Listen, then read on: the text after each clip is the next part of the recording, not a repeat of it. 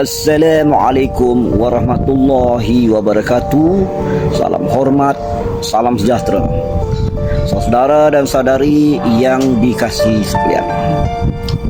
Kali ini saya masih lagi mahu membicarakan isu premis warga asing yang semakin dahsyat, semakin berlambak-lambak di dalam negara kita. Tidak kira dalam negeri yang ditakbir oleh kerajaan perpaduan ataupun negeri-negeri yang ditakbir oleh Perikatan Nasional. Bermakna isu warga asing ini melangkaui politik. Bermakna orang politik sibuk di politik tanpa menyedari warga-warga asing terus menguatkan lagi empayar ekonomi mereka di dalam negara kita hingga mengganggu mata pencarian penduduk tempatan. Apa tidaknya kalau anda lihat di sekeliling anda, kedai runcit, kedai gunting rambut, kedai hardware, kedai menjual aksesori dan berbagai-bagai lagi, semuanya sekarang telah dimonopoli oleh warga-warga asing. Seolah-olah negara kita ni, saudara, penguatkuasaan undang-undang semakin hari semakin lemah. Seolah-olah negara kita ni dah kekurangan mereka-mereka yang mempunyai semangat jati diri untuk mempertahankan kedaulatan negara kita.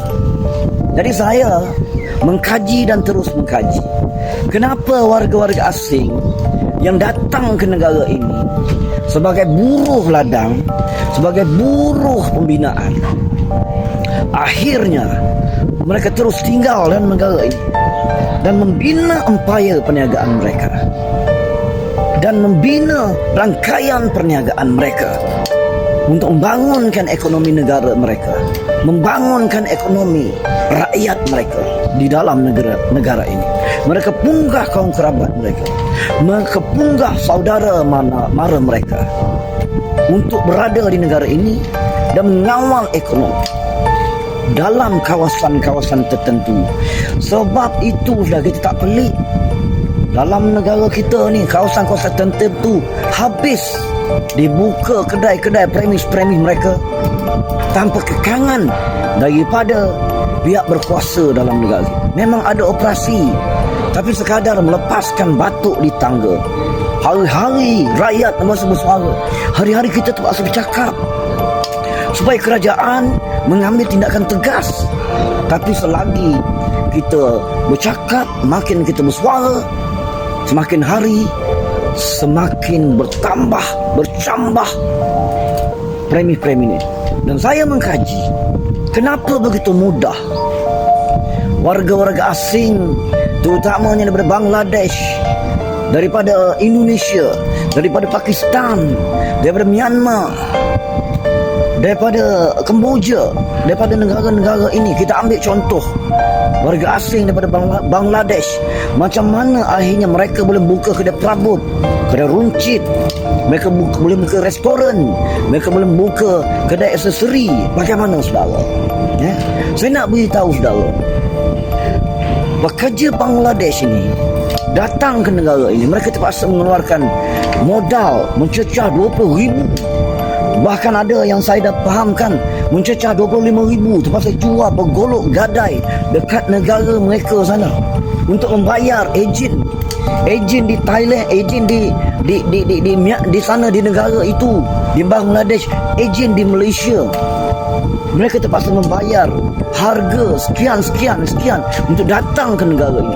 Dan bila mereka bekerja di negara ini dengan permit kerja, saudara, baik buruh pembinaan, buruh peladangan, mereka dibayar gaji, saudara. Kita tak nak tahu berapa gaji dia, saudara, tapi saya mengandaikan mereka boleh simpan RM1,000 sebulan. Yang lain dia bayar duit untuk dia punya kehidupan mereka, overhead cost dia, makan minum, dan juga untuk membeli belah, dan juga dihantarkan kepada keluarga mereka di kampung. Jadi saya ambil RM1,000 sebulan. Kalau dikali dengan 12 bulan, bermakna mereka ada 12,000 wang simpanan. 12,000 orang simpanan, saudara. Mereka ni pekerja warga asing Bangladesh ni, kerajaan benarkan dia berada di negara ini 10 plus 3, 10 campur 3. Habis 10 tahun sepatutnya mereka balik. Mereka boleh tambah lagi 3 tahun atas permintaan majikan-majikan ni. Bermakna mereka ada 13 tahun. Tapi kalau kita ambil 10 tahun, saudara, kita jangan ambil 13 tahun lah, kita ambil 10 tahun.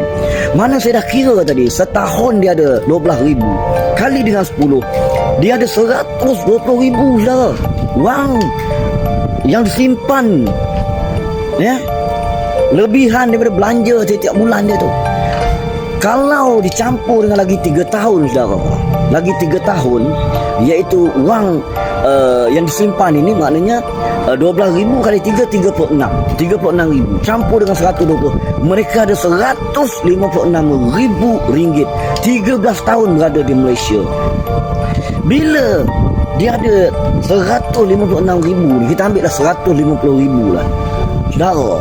Bila dia habis, ya, bila dia habis kontrak, adakah dia nak balik negara dia? Tak ada.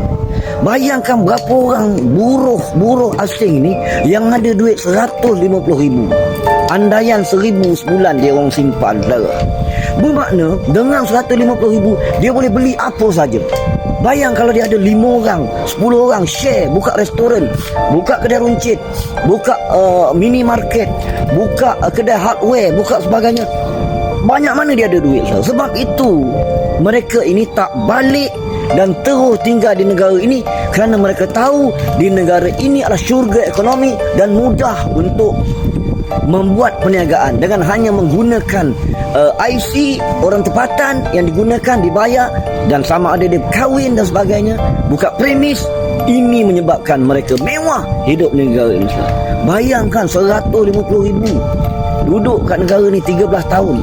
Sebab itulah saya bagi tahu, kerajaan perlu pastikan pekerja-pekerja yang dah habis permit bekerja ni balik. Tapi apa yang berlaku hari ini, saudara? Pekerja yang lari daripada majikan pun majikan tak boleh nak trace. Mereka lari. Sepatutnya mereka kerja buruh ladang, kerja sebulan mereka lari. Mereka kerja di tempat lain dengan gaji yang lebih tinggi. Begitu juga dalam bidang-bidang lain. Yang ini pun kita tak tahu berapa ramai yang tak balik, yang duduk di negara ini secara haram. Daripada mereka ada permit, mereka jadi pekerja haram. Mereka jadi pendatang asing tanpa izin. Tapi ini yang berlaku, saudara. Sebab negara ini dia beritahu selagi lembu boleh makan rumput, mereka boleh hidup dalam negara ini dengan aman damai. Mereka tak kisah dengan ekonomi penduduk tempatan.